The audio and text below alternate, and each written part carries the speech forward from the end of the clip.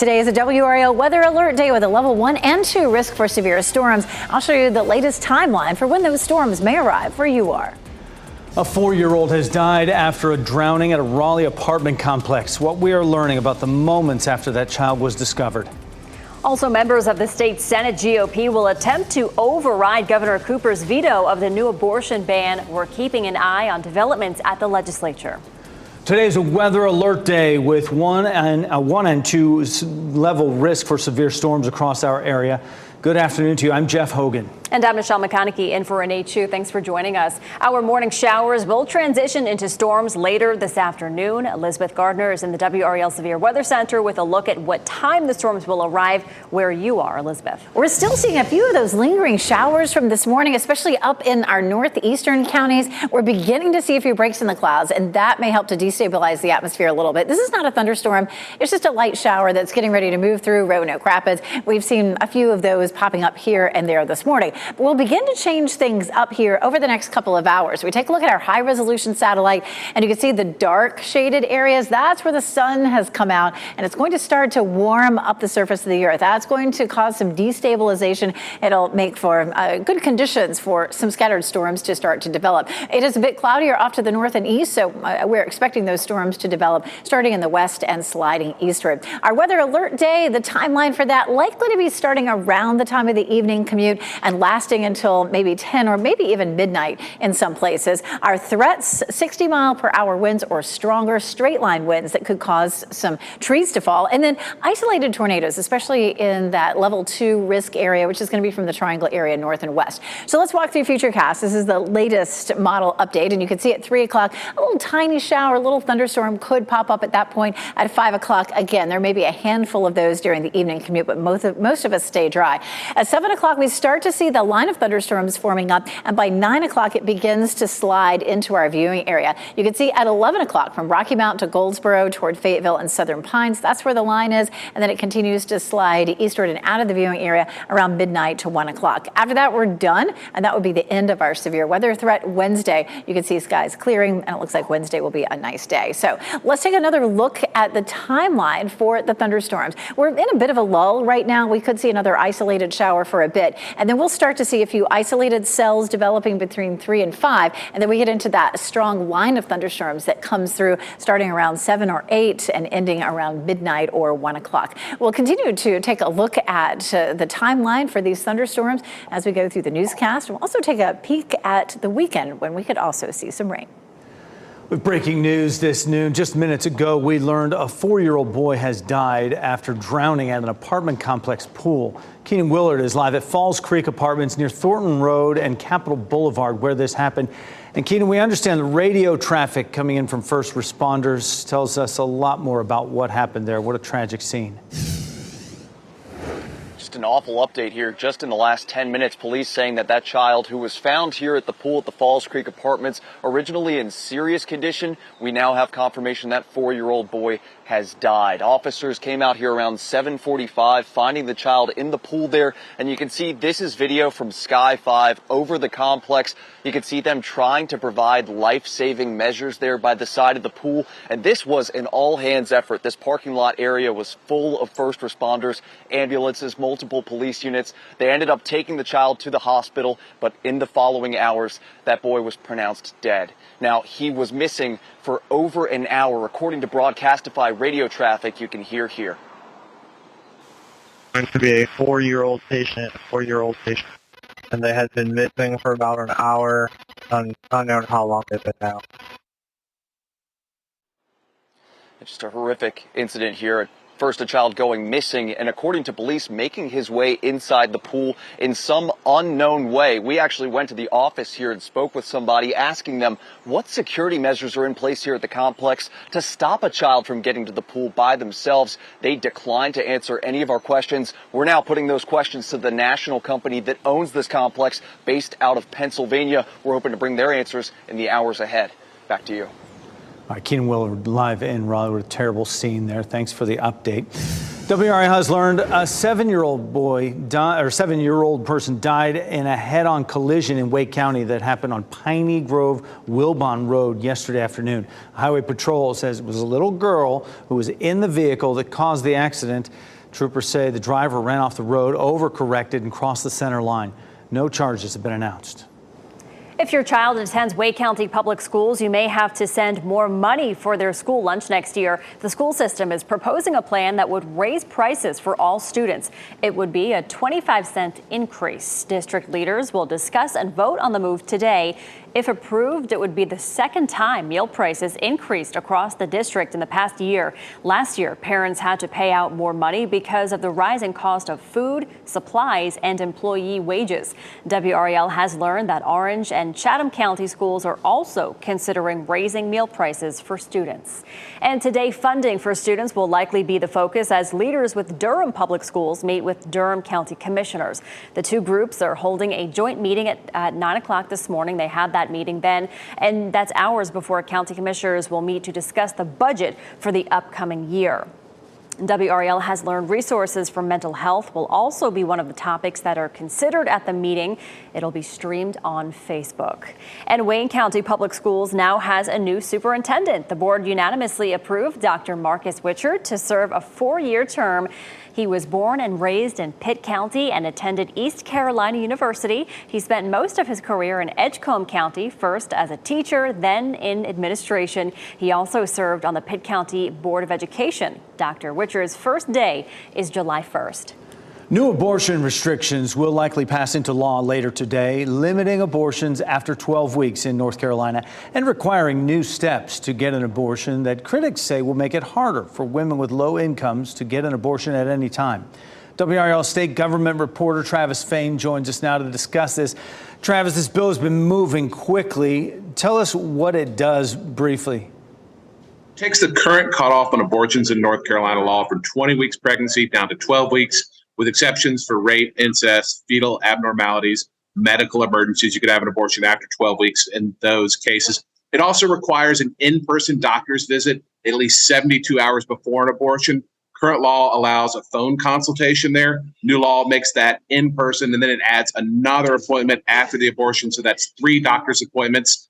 Given that there are only like 14 clinics that perform abortions in North Carolina, critics point out this will make it difficult for a woman who can't get time off work or who has other children to watch to get an abortion if it requires at least 2 and potentially 3 trips. Governor Roy Cooper vetoed this bill Saturday. You fully expect the legislature's Republican majority to override that veto. Is that right?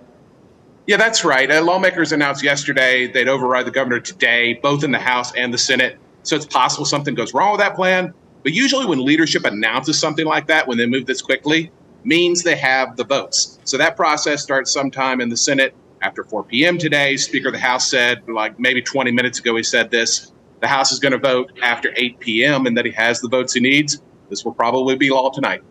Head spinning fast. So passed into law tonight. When does it take effect? When would abortion restrictions actually change? The things most people are going to be interested in, July 1st, the 12-week limit, that 72-hour in-person consultation, that's going into effect July 1st. Some other rules impacting surgical abortion clinics, new rules that may actually shut facilities down, although that's a little bit unclear still at this point. Those rules would have to be adopted by October 1st.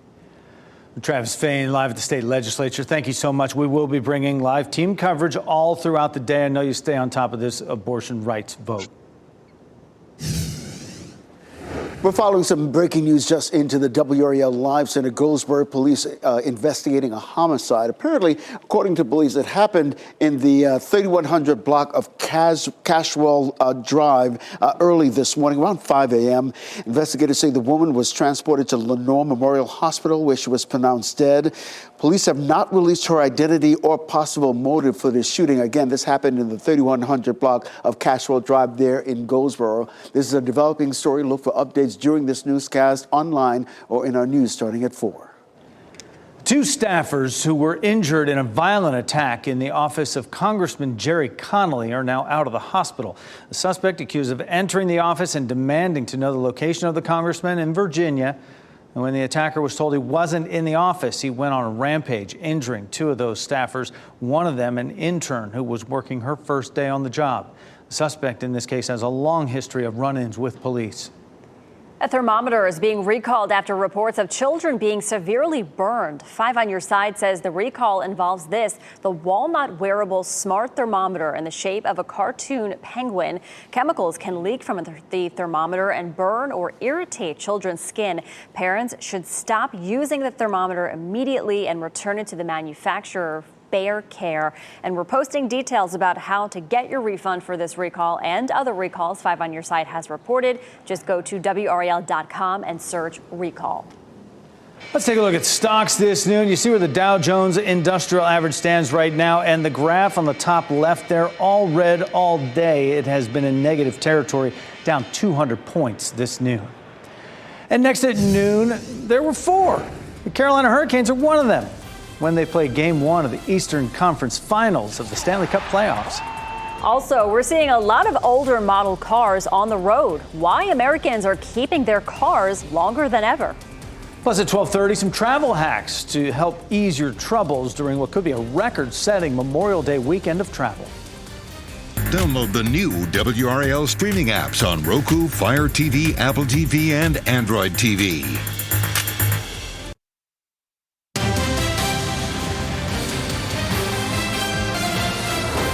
The man behind a popular chatbot is testifying before Congress today as lawmakers discuss the potential risks of artificial intelligence. Sam Altman, the CEO and co-founder of OpenAI, the company behind ChatGPT, is testifying before a Senate Judiciary Subcommittee. This is the first time Altman will testify before Congress over concerns over artificial intelligence. As government leaders at home and abroad debate over the potential risks artificial intelligence could have on our lives, a number of companies are putting the software to the test. Jackie Ibanez shows us how it can create incredible things. While artificial intelligence has its fair share of critics who fear the technology will replace human jobs and spread misinformation, Swedish engineering company Sandvik wanted to show how AI can be used for good and enhance creativity. Their mission? To make a new statue modeled after the works of some of history's most influential artists. How do you combine them into one piece of art that's actually manufacturable? So computer scientists got busy, training numerous AI programs to be familiar with the style of 5 sculptors: Michelangelo, Auguste Rodin, Katie Kollwitz, Takamura Kataro, and Augusta Savage. It was important that those models understood not only the artists, but also the context in which they created art, so different eras in time and that sort of thing.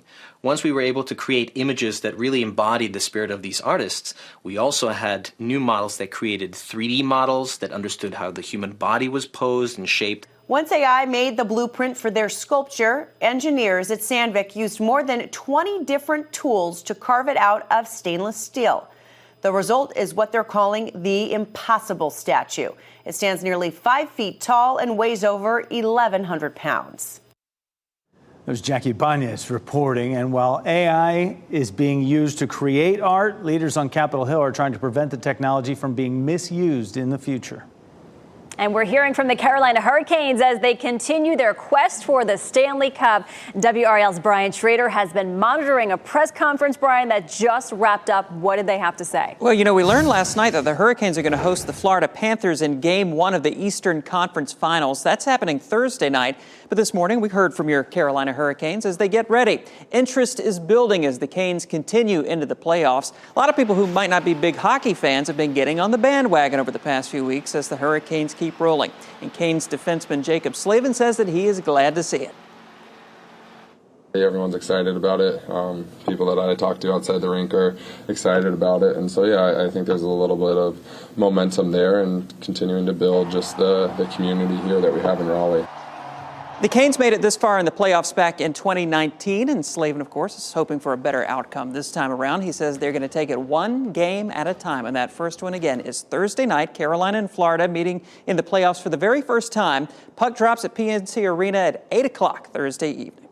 Let's go. Let's sound the siren. Let's go. We're ready. We're ready. They beat them, what, 2 out of 3 times in the regular season? Yes. So? Means nothing. Means nothing. Right now. Yeah. Right now. Yeah. We just got to beat them now. It's all even now. Off they go. All And right. they'll be indoors, not worried about tailgating tonight out there at the arena. Elizabeth Gardner in the WRAL Severe Weather Center. It's a good thing, probably.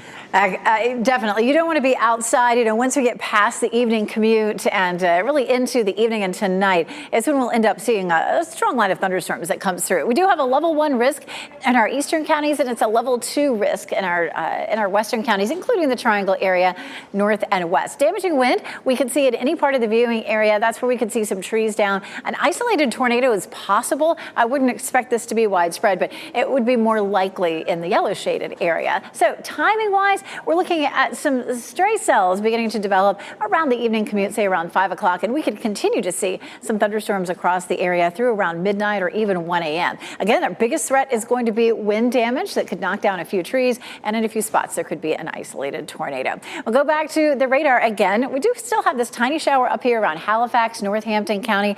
Nothing else showing up. As a matter of fact, we've seen our skies clearing now from the Triangle area south and west. So you can see right there around Roanoke Rapids, that little shower swinging on through. Not much to it. It's not a thunderstorm, just a quick little shower for you. And here's a look at Futurecast. So we're seeing some clearing skies from Durham back toward Raleigh. Once we get to 3 or 4 o'clock, the clouds begin to fill in and there could be an isolated shower or storm that pops up. But the cold front itself isn't going to start forming a line up to our north for a while. It could be 7 to 9 o'clock before we start to see that line of storms developing.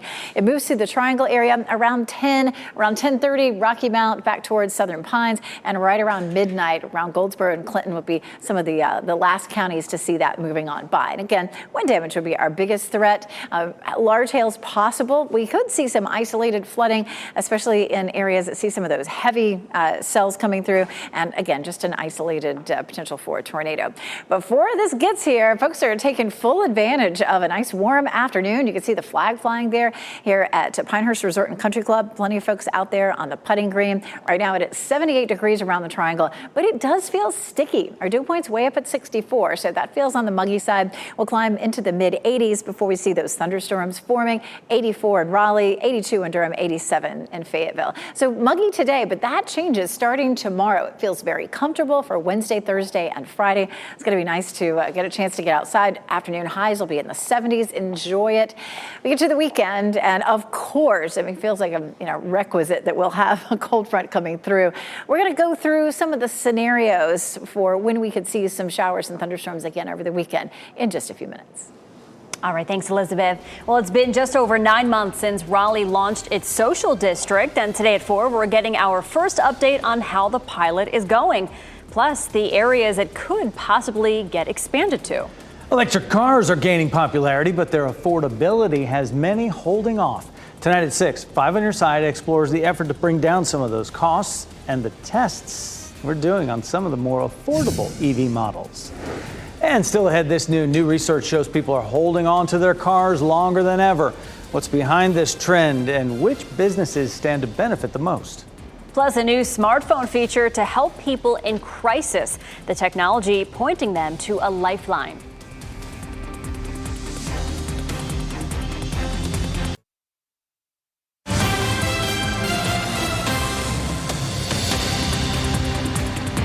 And happening now in the WRAL Live Center, we want to take you live now inside the U.S. Senate chamber right now. This is a meeting of the U.S. Senate Banking Committee. They're talking about the recent failure of 2 banks, including Silicon Valley Bank and Signature Bank. The CEOs and former chair of those banks are testifying right now. Both men apologized for the collapse of those banks. Gregory Becker said he's chair of SVB, saying that the collapse was a shock to him, and added that he worked closely with advisors and the bank was actively responding to concerns from regulators. And that's Scott Shea, who co-founded Signature Bank. He too is apologizing and telling lawmakers exactly what happened. All right, Ken, thank you. Americans are increasing their snacking and why egg prices are falling. Those are among today's business headlines with Maribel Aber. Wholesale egg prices are plunging. Midwest large eggs, the benchmark for the industry, cost 94 cents a dozen last week, down from $5.46 just 6 months ago. This is according to the firm Urner Barry, which tracks prices in the food industry. But retail egg prices are falling at a much slower rate. Prices soared last year when the avian flu wiped out a large number of egg-laying hens, and inflation hit feed and fuel costs. But the flu appears to be under control now, and the supply of both hens and eggs are growing, and that's sending prices down.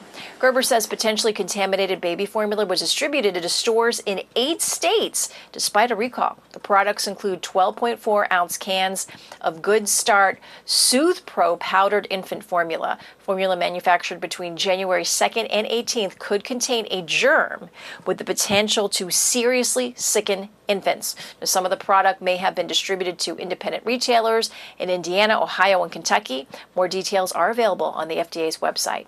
Americans are binging on snacks. Almost half of U.S. consumers are eating at least 3 snacks a day. That's according to research firm Circana Group. That's up 8% in the last 2 years, and sales of snacks jumped to $181 billion last year, up 11% from a year earlier. Snacking increased during the pandemic, and people are continuing the trend now with things like candy and popcorn. And some people say busy schedules have them snacking more instead of eating a full meal. And those are your business headlines. I'm Maribel Aber at the NASDAQ market site. Americans are holding on to their cars longer than ever. The average age of the life of vehicles in the U.S. has hit a record high. Researchers say the average car on the road is 12 and a half years old. An older fleet of vehicles means more repair work will be needed, which will likely cause a surge in aftermarket repair opportunities. Experts point to supply chain issues back in 2022, rising interest rates, and inflation. Google is adding a new feature to help people in crisis. Pre-written texts will show up when users search for suicide-related terms. The prompts will appear under information for the 988 Suicide and Crisis Lifeline. Google already shows the Lifeline number in its search results. The messages will encourage users to reach out to people they trust and talk to them. Users will be able to click on a Send a Text button that copies the prompt into the text messaging app on their smartphones. A startup company is giving away 500,000 television sets, but as always, there's a catch. Customers must put up with nonstop ads and share your data with the company. Telly says it may collect information like what they are watching and for how long. The TV also comes with a built-in camera, microphone, and sensors to enable Zoom calls and motion tracking fitness programs. If you opt out, you have to pay $500 to keep the dual-screen TV. There's always a catch. Well, we're learning what happened before and after a mass shooting in New Mexico. Just ahead, a woman who was at home with her baby when it happened explains how she stayed safe. Then this Memorial Day is expected to be one for the record books. Coming up, the travel hacks to make sure you get to your vacation on time. And here are your winning lottery numbers on your screen right now.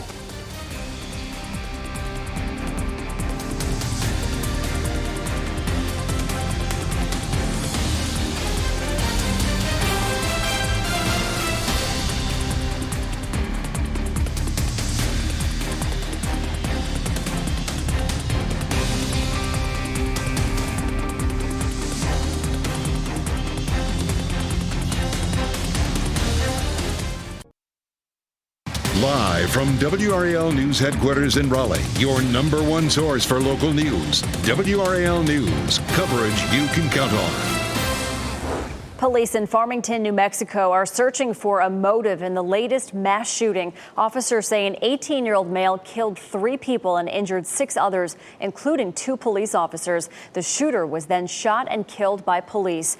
Aaron McLaughlin reports from New Mexico. Shooting off about 50 shots, possibly still going on. Gunfire erupting Monday morning in Farmington, New Mexico, about 200 miles northwest of Santa Fe. I have eyes on the suspect. He's walking south. He's wearing all black. He's got automatic weapon. Where police saying the suspect roamed through an area of up to a quarter of a mile, firing at least 3 different weapons, including an AR-15. At this point, it appears to be purely random.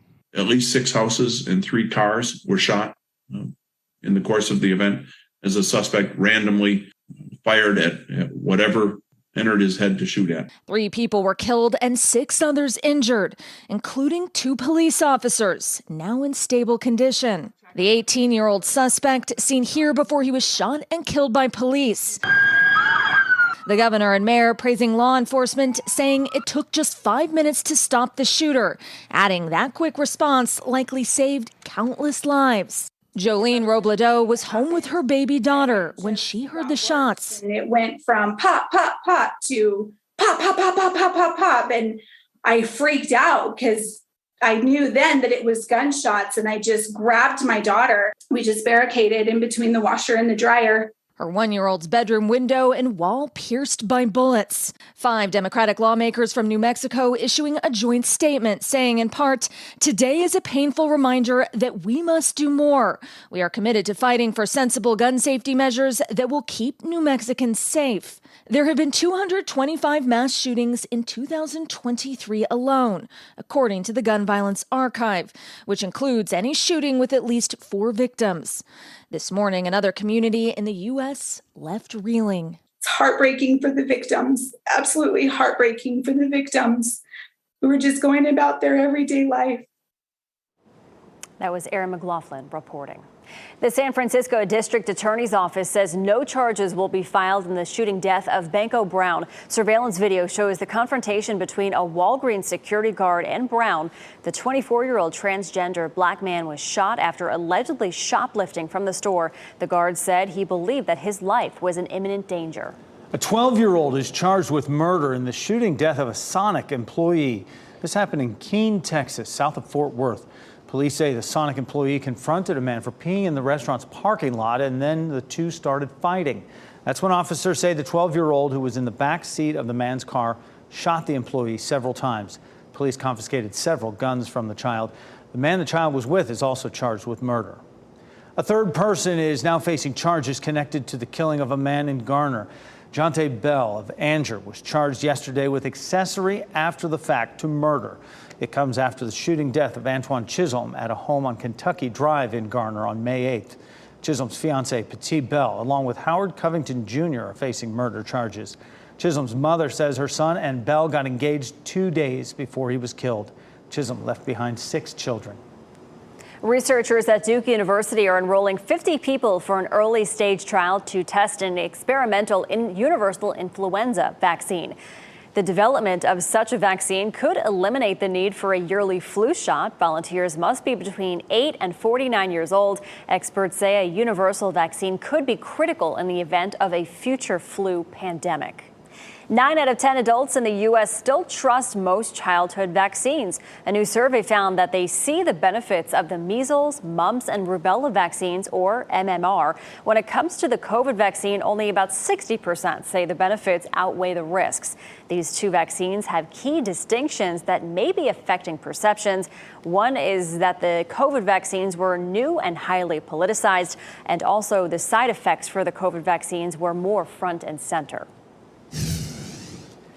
And happening now in the WRAL Live Center, an urgent call for donor breast milk at WakeMed. The hospital says breast milk is in high demand, and the hospital is actually going through its reserves to meet that increased demand. WakeMed Carey in Kildare Farm Road holding a milk bank donation day Friday, May 19th from 10 in the morning until 2 in the afternoon. At any given time, the hospital says 200 to 300 active donors are needed to help supply breast milk to babies in NICUs all across North Carolina. Ken, thanks for that update. Downtown Raleigh's social district could expand to allow outdoor drinking in more places. Today, City Council will consider expanding the Sip and Stroll district beyond its current boundaries. The proposed new map would include more of the city's warehouse district. That includes the areas around Union Station and Morgan Street Food Hall. Today, the way Raleigh's elections work, as well as how much its leaders get paid, are both up for discussion. A study group appointed by City Council recommends council members should serve 4-year terms instead of the 2-year terms they now serve. It also suggests the council should add another district seat, increasing its size to 10 members. And it says the mayor and council members should be paid more. It cites the city's growth and development as well. City Council will talk about all the study's findings in a work session today.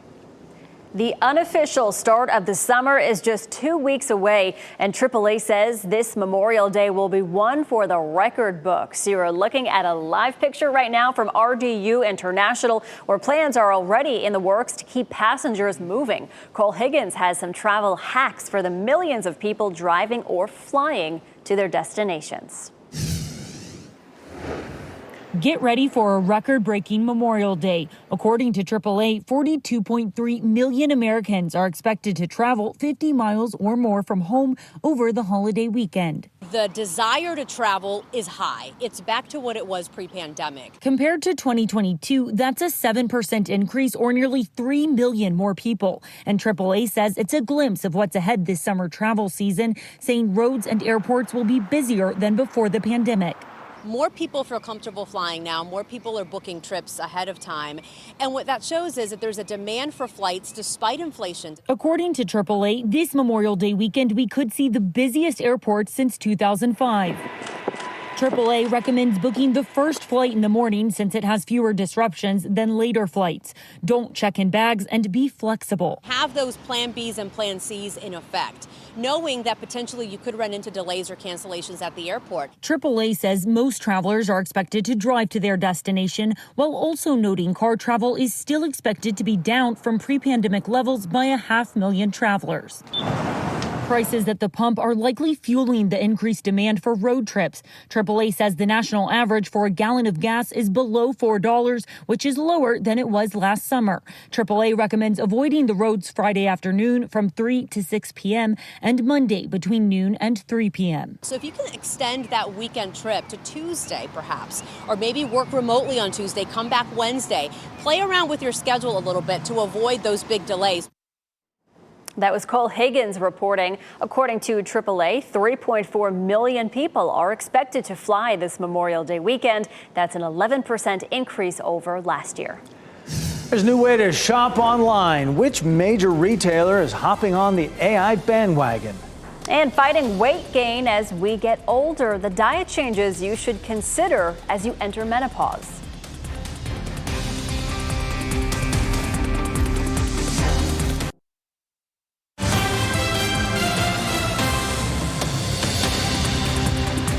Our county-by-county coverage takes us to Granville, Johnston, and Orange counties this noon. Granville County Courthouse is closing early today because of an active shooter training exercise. Don't be alarmed when you see this commotion. The Courthouse Security Committee says it is happening at 4 p.m. The training is being held alongside Granville County officials and law enforcement. Clayton Fire Department is partnering with Clayton Police Department and Johnston County EMS for a training exercise today. That one's taking place at the corner of Covered Bridge Road and Loop Road. You'll see several emergency vehicles and personnel there. Don't be alarmed. This is just a training exercise. The Greenway will be open to the public. However, the parking lot will be closed. And Hillsborough officers need your help in showering a local pantry with gifts for babies. The police department will collect donations to benefit the Orange Congregations in Mission Pantry. Officers will collect items from 8 a.m. all the way through 5 p.m. weekdays at its headquarters on Churton Street. The drive wraps up May 25th. A memorial is growing on Pool Road for two cousins who died in an ATV crash there on Sunday night. More than 30 family members and friends gathered at the site, which is now covered with candles and balloons. The cousins, Kevin Epps and Jaya Jackson, were not wearing helmets when they crashed into a car as it was making a turn. WRAL spoke with Jen Villegas of the ATV Safety Institute, who said it's important to follow safety rules when riding the vehicles. Two of them that they broke was one, not wearing a helmet, and the second one is operating an ATV on public roads. Investigators say Epps drove the ATV into the car that was driven by 24-year-old Taylor Williams. Williams was cited for failing to stop at a stop sign and 2 counts of misdemeanor death by motor vehicle. Amazon might be entering the chatbot industry. Amazon's latest listings show the company is looking for people to help reimagine its search feature. The e-commerce giant says the redesign would include an interactive conversational experience with customers. So far, no details have been released about when the new feature will be released. Coming up, menopause marks the end of reproductive years for women, along with hot flashes. Some women also complain about weight gain. What you can do to fight this symptom. Plus, Michael Jackson invented the moonwalk. Now a new shoe promises to help you walk at amazing speeds with little effort. Details on the maker at noon next.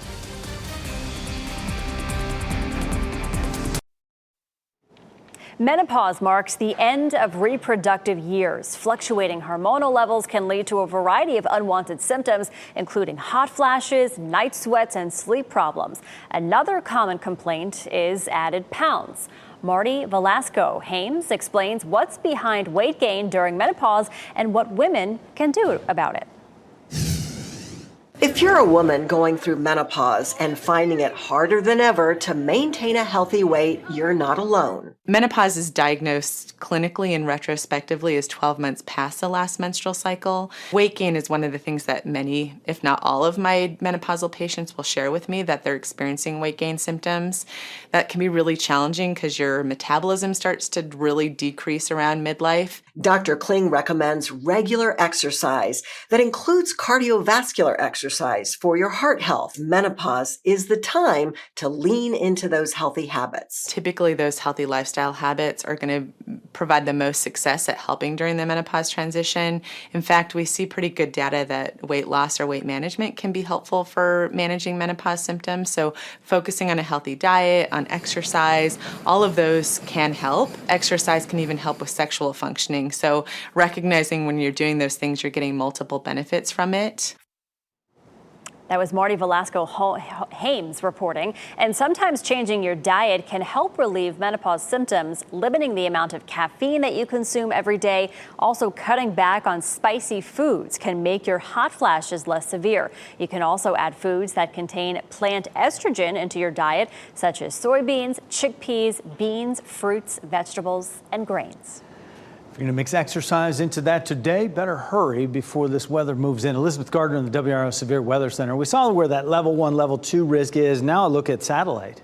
Yeah, this is a look at where we have a brand new severe thunderstorm watch. Now, it's nowhere close to us. It's across parts of Kentucky, Tennessee, and far southwest Virginia. So it is in no part of North Carolina at this point. But it wouldn't be out of the question for western North Carolina to go under a severe thunderstorm watch. It would be possible for our viewing area, at least our western counties, to go under one of those much later on. It's a fairly slow-moving system. You can see right here, this is our warm front. And so that warm front lifting northward, gradually the cold front, when it interacts with this air mass, is likely to fire up some thunderstorms. You can see it's way back to our west, in western Tennessee right now. So it's got a long way to go before it gets here. We've had a lot of cloud cover so far today, a few isolated showers, nothing that's caused any problems, just that little sprinkle getting ready to shift out of Northampton County. And that's really the only thing that we had left. We have seen our skies clearing, so some nice sunshine mixed with cloud cover from the triangle area south and west, but definitely a lot more cloud cover up in the northeast. So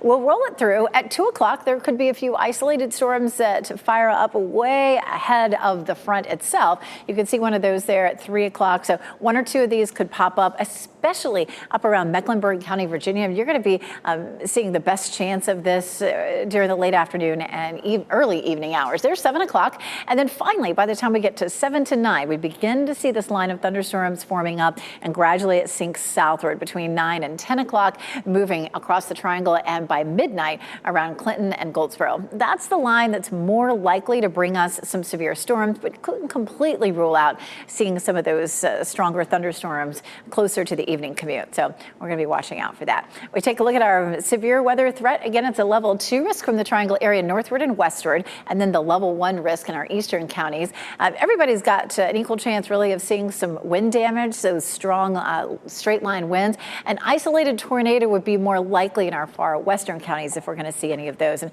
that shouldn't be widespread. So what's the difference between the level 1 and level 2? Level 1 means there's just a very small chance of any severe storms, and wind damage would be the biggest threat. But you get to level 2, and of course, obviously that's up a level, so there would be maybe scattered thunderstorms that could produce wind damage, and maybe 1 or 2 of those could produce an isolated tornado.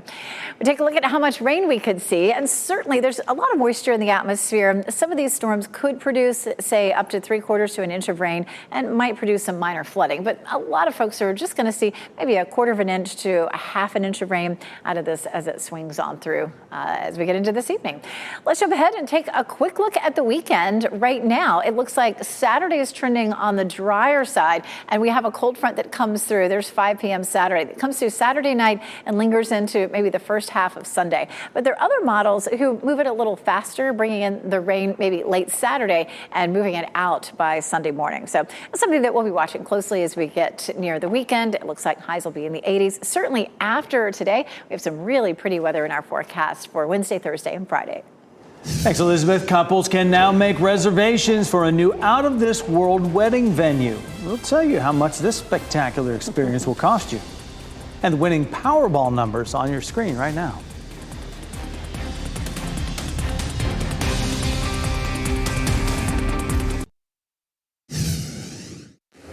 As we wrap things up, here's a look at a few of the headlines we're following today. Today is a WRAL weather alert day because of the threat for severe weather.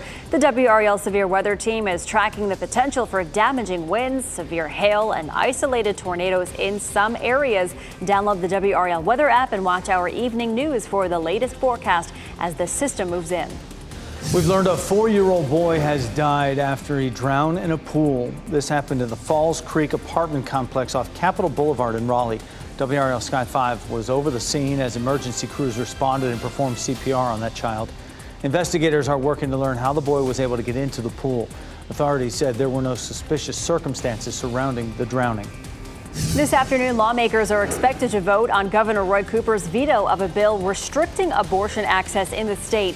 Republican leaders think they have the votes for the veto override. If one Republican in either chamber votes to support the veto, the bill fails to become law. Multiple members of our NC Capitol team are following the story today. We'll bring you the latest as it happens on WRAL.com. Well, first it was the NFL's Raiders and then the NHL's Golden Knights. And now it appears Major League Baseball is moving to Las Vegas.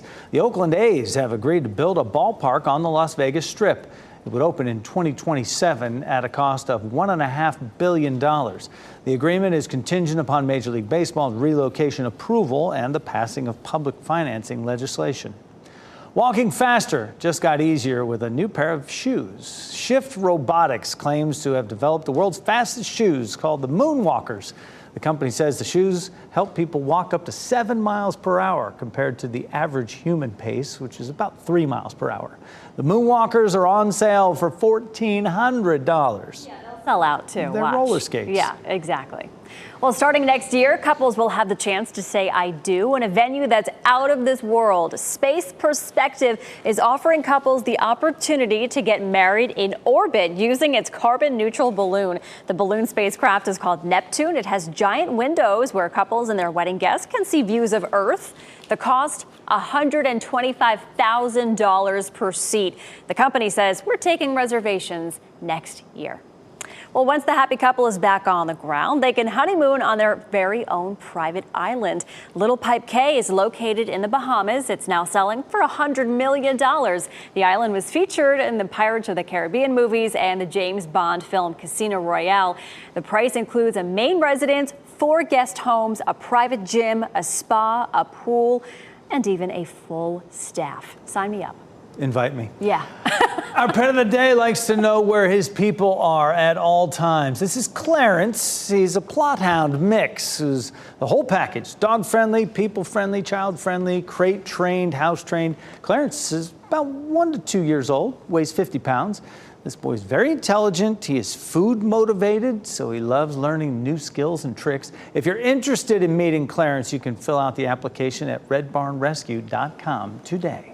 The COVID pandemic revealed a shortage in the nursing field, and now the ripple effects continue to be felt. Today on WRAL News at 4, what's being done locally to address the shortage. NBC News Daily is next on WRAL, your next local news update in 30 minutes. And you can get breaking news updates anytime with our WRAL News app. Have a great day. Keep watching WRAL News over the air channel 34 and Spectrum channel 1257.